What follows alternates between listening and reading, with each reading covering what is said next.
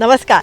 रयतेचा दरबारमध्ये आपणा सगळ्यांचं हार्दिक स्वागत. निरनिराळ्या सकारात्मक प्रयत्नांची माहिती आपण आपल्या ह्या कार्यक्रमातून करून घेतो, ज्याला उत्तम प्रतिसाद आम्हाला मिळत आहे. त्याबद्दल अनेक अनेक धन्यवाद. मंडळी, त्याच अनुषंगाने मागच्या भागासाठी सुद्धा आम्हाला खूप छान प्रतिसाद मिळाला.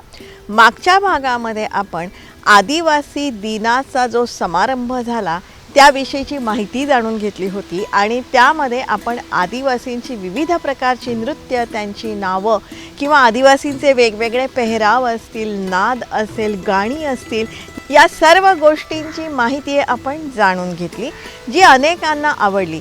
याही बाबतीमध्ये अधिक माहिती जर का तुम्हाला हवी असेल ना, तर रयतेचा दरबारचा प्रत्येक एपिसोड आपण बघायला पाहिजे, कारण अशा प्रकारची वेगवेगळ्या विषयांवरची विश्वासार्ह सविस्तर माहिती आम्ही रयतेचा दरबारमध्ये नेहमीच देत असतो. आणि आम्ही ही जी माहिती तुम्हाला सांगतोय ना, ही माहिती आपण इतरांनाही सांगायला पाहिजे. त्यासाठीच एकमेकांना मदत करू, एकमेकांची काळजी घ्या आणि सगळ्यांचं जगणं समृद्ध करूया. त्यासाठी रयतेचा दरबार.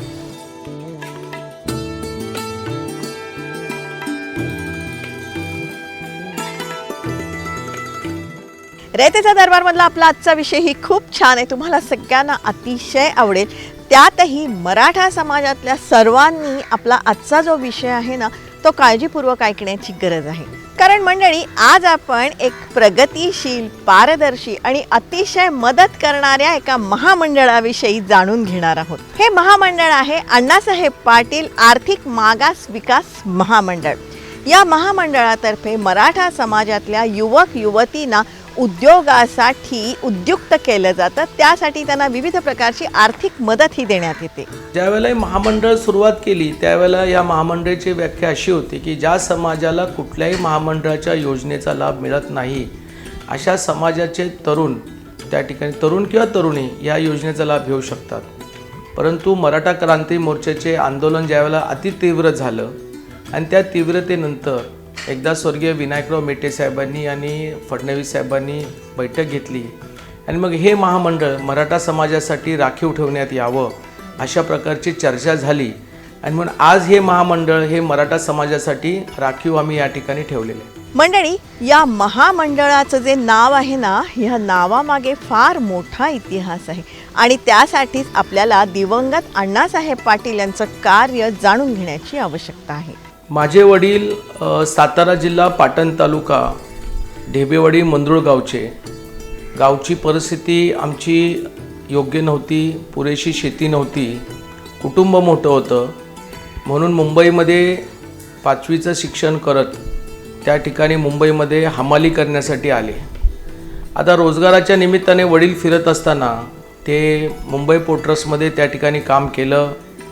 मुंबई पोर्ट ट्रस्टच्या बाहेर जे काही चढ उतार काम करणाऱ्या कामगारांची संघटना त्यांनी बांधली आणि त्यावेळेला महाराष्ट्राचे मुख्यमंत्री स्वर्गीय यशवंतराव चव्हाणांच्या माध्यमातून ह्या काबाड कष्ट करणाऱ्या कामगारांसाठी एक कामगार कायदा असावा ही त्यांनी मागणी केली. या मागणीच्या नंतर एक माथाडी कामगार श्रमजीवी 1969च्या त्यावेळेला कायदा तयार झाला आणि ह्या कायद्यापासूनच माथाडी कामगार ही चळवळ अस्तित्वात आली.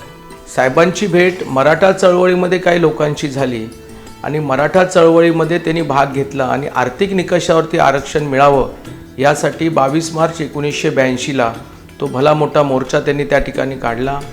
त्यावेळेचे मुख्यमंत्री बाबासाहेब भोसले होते आणि प्रत्येक समाजाला वाटतो की आपल्या जातीचा मुख्यमंत्री जर बसला तर आपल्या जातीला काहीतरी न्याय मिळेल, परंतु त्यांना न्याय मिळाला नाही आणि वडील तसे आमचे फार असे एकदम कडक होते. एकदा शब्द दिला तर जीव गेला तरी बेहतर, शब्द मोडत नव्हते आणि त्यांनी समाजाला शब्द दिला होता, यदा कदाचित प्रश्न जर सुटले नाहीत तर दुसऱ्या दिवसाचा सूर्योदय मी पाहणार नाही. आणि म्हणून 23 मार्च 1982ला भायखळा इथे राहत्या घरी त्यांनी आपलं आयुष्य त्या ठिकाणी संपवलं. कालांतराने काही वर्षानंतर ज्या वेळेला महाराष्ट्रामध्ये शिवसेना आणि BJPचे सरकार आलं आणि अखिल भारतीय मराठा महासंघाचे अध्यक्ष किसनराव वरखिंडे होते आणि वरखिंडे साहेबांनी शिवसेना आणि BJPला पाठिंबा देत असताना काही मागण्या त्यावेळेला केल्या होत्या. त्या मागण्यामध्ये एक ही मागणी होती की स्वर्गीय आमदार अण्णासाहेब पाटलांच्या नावावरती एक मराठा समाजासाठी महामंडळ असावं आणि हिंदू हृदय सम्राट बाळासाहेब ठाकरे यांनी ती मान्य केली. अण्णासाहेब पाटील यांच्या कार्याला सलाम. मंडळी 2018 मध्ये हे महामंडळ पुनरुज्जीवित करण्यात आलं. पहिल्यांदा ज्या वेळेला हे महामंडळ 98नं अस्तित्वात आलं त्यावेळेला इतर महामंडळाकरिता सारखंच हे महामंडळ होतं. स्वतः महामंडळ त्या ठिकाणी बीज बियाणांसाठी पैसे देत होते. परंतु कालांतराने 99 नंतर सरकार बदललं आणि हे महामंडळाची व्याप्ती ही वाढण्यापेक्षा ती फार कमी करण्याचा प्रयत्न सरकारकडने झाला. महाराष्ट्र राज्याचे मुख्यमंत्री आदरणीय देवेंद्र फडणवीस साहेबांनी मराठा समाजाच्या इतर मागण्यांमध्ये ज्यावेळेला ही मागणी त्यांनी ज्यावेळेला पाहिली हे महामंडळ पुनर्जीवित करण्यात यावं. पुनर्जीवित करत असताना ते कसं करावं हा त्यांनी त्या ठिकाणी निर्णय घेतला आणि त्यांनी तो निर्णय घेत असताना सदर या महामंडळाची व्याप्ती त्यांनी व्यवसाय करण्याकरिता बँकेमधून कर्ज घ्यावं आणि घेतलेल्या कर्जावरचं व्याज हे अण्णासाहेब पाटील आर्थिक विकास महामंडळाच्या माध्यमातून व्याज परतावना हा निर्णय त्यांनी त्या ठिकाणी घेतला. मंडळी, या महामंडळातर्फे कर्ज दिलं जात नाही, पण कर्जावरती आपल्याला जे व्याज आकारण्यात येतं ना ते व्याज हे महामंडळ देत असतं. आणि त्यासाठीच वैयक्तिक कर्ज व्याज परतावा योजना काय आहे ती आपण समजून घेऊया. आता अर्ज करणारा हा कुठलाही माणूस असू शकतो. शहरामध्ये काम करणारा आहे, व्यवसाय करणारा आहे, ग्रामीण भागातला आहे, पण तो महाराष्ट्राचा मराठा समाजाचा असला पाहिजे. कागदपत्र खूप सोपे आहेत. मराठा समाजाला दाखले मिळत नाहीत कारण सुप्रीम कोर्टाच्या काही निकालानंतर SC-BCचं आरक्षण ज्या वेळेला नाकारलं त्याच्यानंतर मग आता शाळा सोडल्याचा दाखला आम्ही त्या ठिकाणी घेतो आणि तशा प्रकारे हे करतो. वयाची जी अट आहे ती आम्ही 18 वर्षापासून ते आता 60 वयाची अट आम्ही त्या ठिकाणी केलेली आहे. या वयाच्या अटीमध्ये स्त्री पुरुष हे दोघंही त्या ठिकाणी समान आहेत. घरातील प्रत्येक व्यक्तीला व्यवसाय करायचा असेल वेगवेगळ्या व्यवसायासाठी तो त्या ठिकाणी कर्ज घेऊ शकतो ही वस्तुस्थिती आहे. कर्जाची जी रक्कम आहे ही ज्या वेळेला योजना सुरू झाली ती 5 वर्षाकरिता आपण 10 लाखापर्यंत कर्ज बँकेकडनं घेऊ शकता आणि बँकेकडनं आम्ही त्या ठिकाणी महामंडळाकडनं व्याज परतावना त्या ठिकाणी देऊ शकतो. नवीन परत एकदा मला संधी देण्यात आली त्यावेळेला परत आम्ही ते 10 लाखाची जी योजना होती ती आता 15 लाखाला केली आणि 5 वर्षाचे जे EMIचं हे होतं त्याच्यात आम्ही आता 7 वर्षाचं केलेलं आहे. ही आता वस्तुस्थिती आहे. मंडळी, महामंडळाची ही जी योजना आहे ना ही खूप लोकप्रिय झालेली आहे आणि ह्या योजनेचा अनेक जण लाभ घेत आहे. अशाच काही लाभार्थ्यांना आम्ही भेटलो, त्यांचे प्रकल्प बघितले आणि त्यांची मतंही जाणून घेतली. अण्णासाहेब महामंडळाचे आता गणेश पाटील आहेत, स्वप्नील पाटील आहेत, ह्यांचं आम्हाला सहकार्य चांगलं माहिती मिळाली आम्हाला आणि त्यातून आम्हाला कसा फायदा होईल, बिझनेस अजून कसा वाढेल ती मार्गदर्शन केल्यानंतर आम्ही पुढं त्या पद्धतीनं आम्ही बँकेत पाटण अर्बनमध्ये प्रकरण केलं आणि त्यामुळं अण्णासाहेब पाटलांच्या प्रकरणातून आम्हाला आणि जास्त ऊर्जा मिळाली आणि त्यातनं आम्हाला जास्त इनपुट मिळालं आणि आम्ही ती पुढं आणि म्हणजे करत गेलो काम, मदत मिळते. मंडळी, या साऱ्यांचे प्रकल्पसुद्धा खूप मस्त आहेत. त्यासाठी सुरुवातीला आपण बघूया मत्स्योत्पादन किंवा पैदास केंद्र. सातारा जिल्ह्यातल्या तारळी धरणाच्या मध्यभागी हे केंद्र आहे ज्यामध्ये छोट्या छोट्या पिंजऱ्यांमध्ये मत्स्यबीज सोडून त्याची पैदास केली जाते.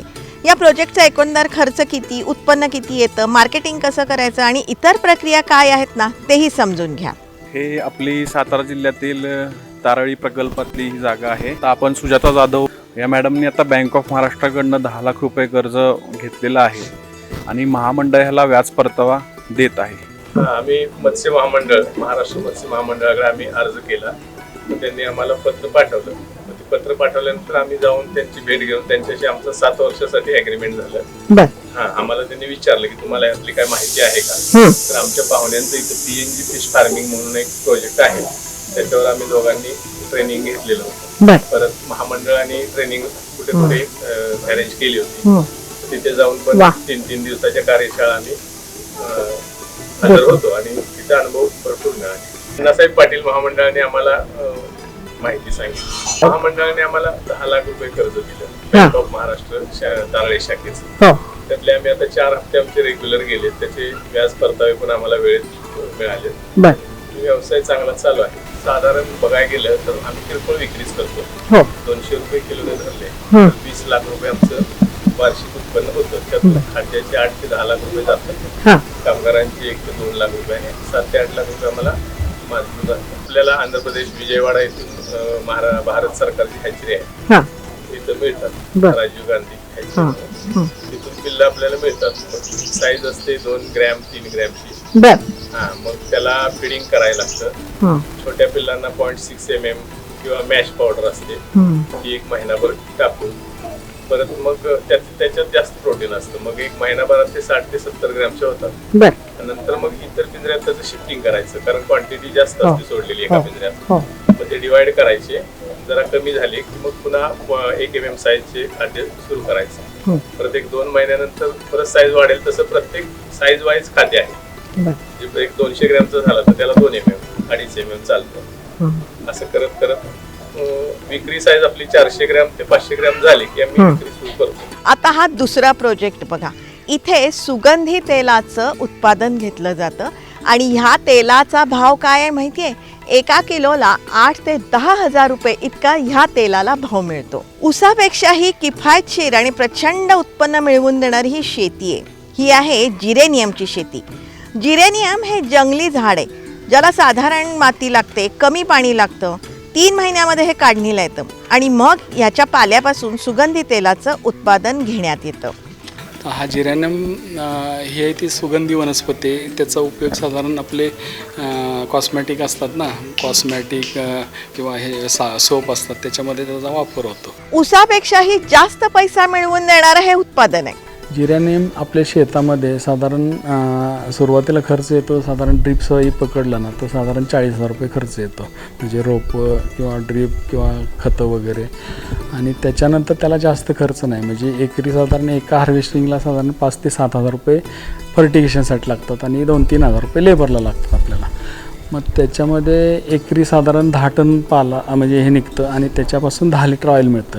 म्हणजे कमीत कमी 7 लिटर ते 10 लिटर, कधी कधी 12 पण मिळालं, पण ॲव्हरेज साधारण 8-9 लिटर मिळतं आहे ते.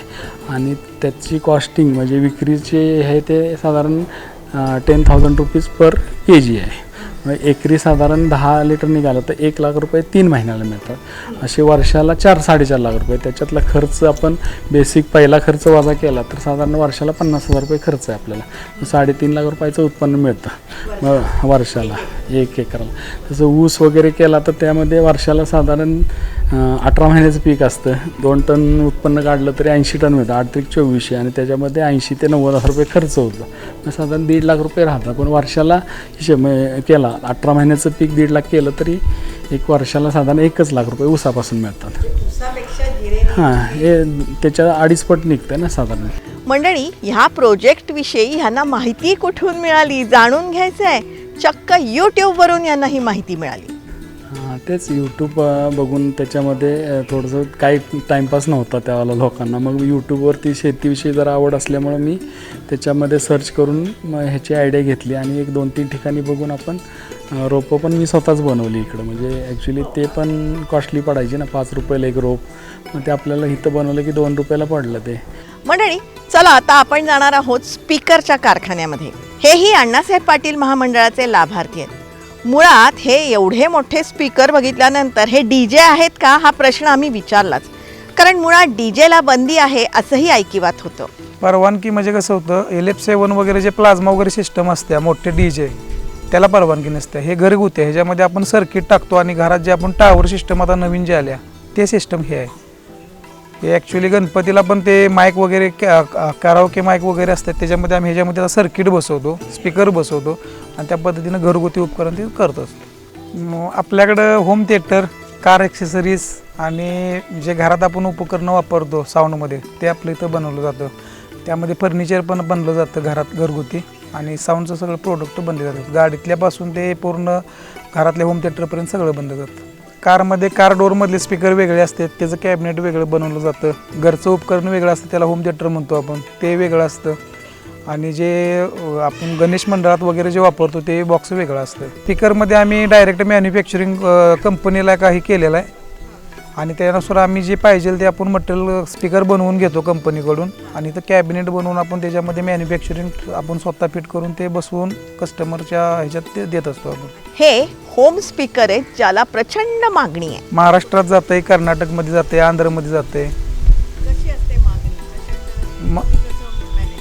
मागणी प्रचंड आहे मॅडम. कसं होतंय दरवर्षी पूर्ण आधी वर्षभर बनवावा लागतो स्वतःच्या पैशानं माल आणि त्यानंतर माल तो डिस्बर्स केला जातो.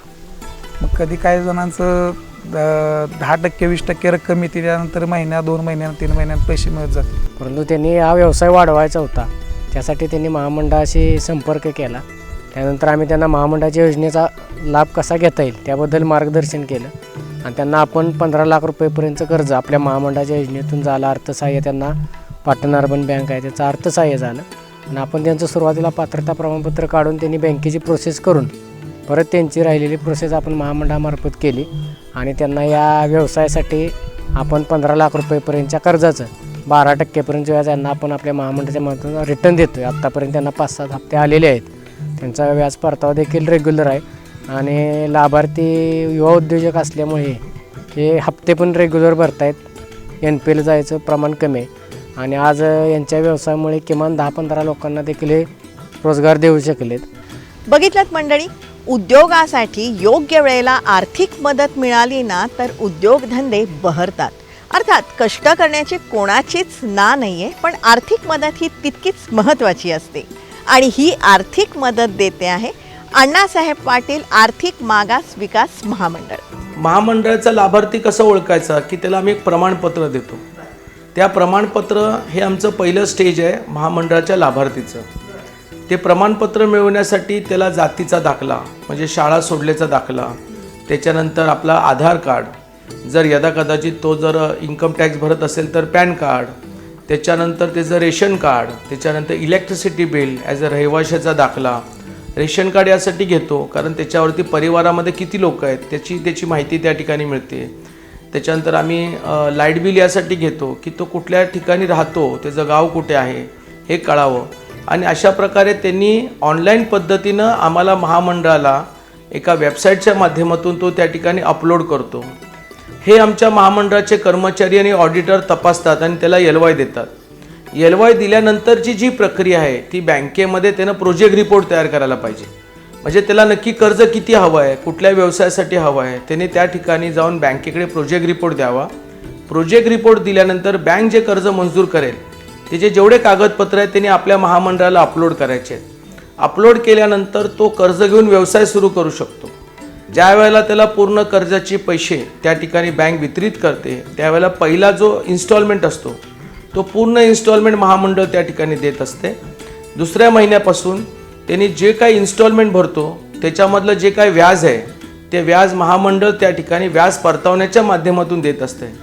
याकरिता त्या लाभार्थ्याला दर इन्स्टॉलमेंट भरल्यानंतर बँकेकडनं अधिकृतपणे त्याच्या पासबुकवरती त्याचं त्या ठिकाणी नोंद करावी लागते. त्याच्यावरती सही शिक्का असतो. मग त्याने त्याचा फोटो काढायचा, त्यानं तो अपलोड करायचा. तो अपलोड केल्यानंतर आमचे ऑडिटर तो तपासतात आणि तपासल्यानंतर त्याला व्याज परतावा त्या ठिकाणी दिला जातो. म्हणजेच मंडळी तुमच्या लक्षात आलं का की आपल्या उद्योगधंद्यासाठी बँकेकडून आपल्यालाच कर्ज घ्यायचं आहे.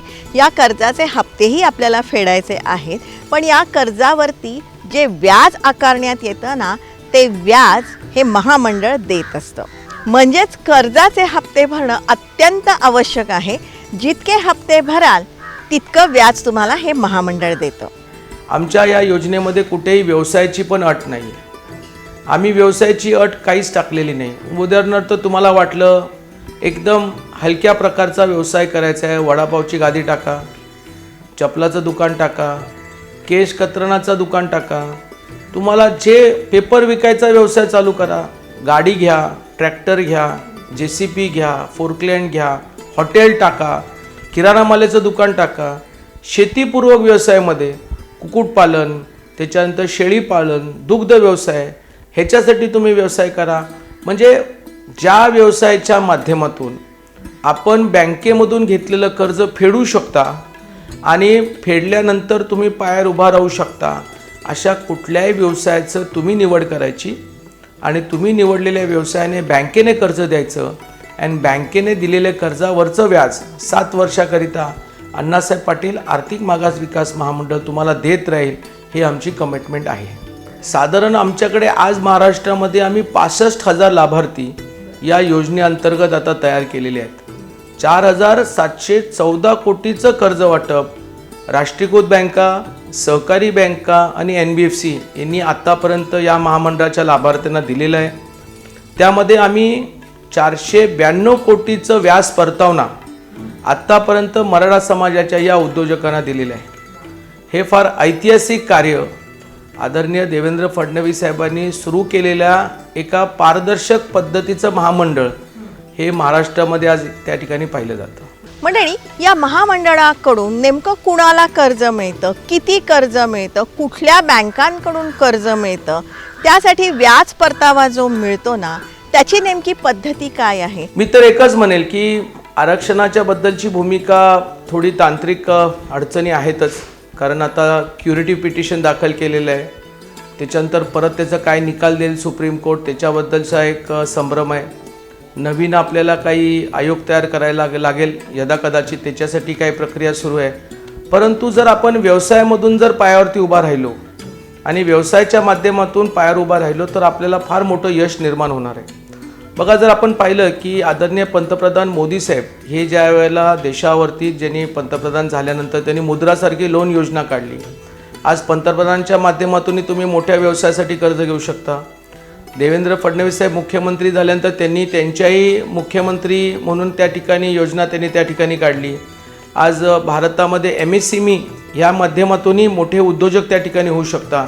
म्हणजे छोट्या महामंडळामधून आपण कर्ज घेऊन आपली आर्थिक सक्षमता वाढवून इतरांना रोजगार देऊन आपण पायावर उभा राहू शकता आणि भविष्यामध्ये आपण आपला व्यवसाय वाढवण्याच्या दृष्टिकोनातून पंतप्रधान किंवा मुख्यमंत्री किंवा MSME यांच्या योजनेमधून मोठं कर्ज घेऊन अजून आपला व्यवसाय वाढवू शकता. आणि म्हणून महाराष्ट्राला मी एवढंच सांगेल की आज महाराष्ट्रातले जेवढे आमचे लाभार्थी आहेत, राज्याचं पूर्णपणे लक्ष एका चांगल्या दृष्टिकोनातून पाहत आहेत. आपल्याला राजकारण अलिप्त ठेवून हे महामंडळ आज कार्यरत काम करते. महामंडळाची कार्यपद्धती काय आहे, महामंडळाचे लाभार्थी किती आहेत, नेमका कुणाकुणाला लाभ मिळतो, ही सगळी माहिती आपण पुढच्या एपिसोडमध्ये नक्की जाणून घेणार आहोत. त्याच अनुषंगाने अतिशय प्रगतिशील, पारदर्शी आणि अत्यंत मदत करणारं असं हे जे महामंडळ आहे, अण्णासाहेब पाटील आर्थिक मागास विकास महामंडळ, या महामंडळाविषयी आम्ही जी माहिती सांगितली ना, ही तुम्हाला कशी वाटली हे तुम्ही जरूर आम्हाला कळवा. संपर्कासाठी आमचा पत्ता आहे raytecha.darbar@gmail.com. जरूर आमच्याशी संपर्क साधा. तुमच्याकडे काही माहिती असेल, सूचना असतील, प्रश्न असतील, ते तुम्ही आमच्यापर्यंत नक्कीच पोचवा. रयतेचा दरबारमधले हे जे सगळे एपिसोड आहेत ना, हे तुम्ही वारंवार बघू शकता आमच्या यूट्यूब चॅनलवरून. जनता दरबार, रयतेचा दरबार या दोन्ही नावांनी आमची यूट्यूब चॅनल आहेत, जी तुम्ही सबस्क्राईब करण्याची गरज आहे. रयतेचा दरबार आम्ही प्रसारित करत असतो दर सोमवारी रात्री 9 वाजता सह्याद्री वाहिनीवरून. सोमवारचाच हा एपिसोड आम्ही पुन्हा प्रसारित करत असतो दर शनिवारी सकाळी 8 वाजता सह्याद्री वाहिनीवरून. सोमवार रात्र 9, शनिवार सकाळ 8 हे जे दोन्ही एपिसोड आहेत ना, हे तुम्ही लाईव्ह बघू शकता सह्याद्री वाहिनीच्या फेसबुक पेजवरून. जरूर बघत राहा, कारण ह्या माहितीमुळे अनेकांचे लाभ होत आहेत किंवा होऊ शकतात. मात्र ही माहिती जास्तीत जास्त लोकांपर्यंत आपण पोचवायला पाहिजे. लक्षात ठेवा, चांगल्यातून नेहमी चांगलंच घडतं ही उक्ती सार्थ ठरवणारा हा आपल्या सगळ्यांचा कार्यक्रम रयतेचा दरबार. त्यासाठी एकमेकांना मदत करू, एकमेकांची काळजी घेऊया आणि सगळ्यांचं जगणं समृद्ध करूया. त्यासाठीच रयतेचा दरबार.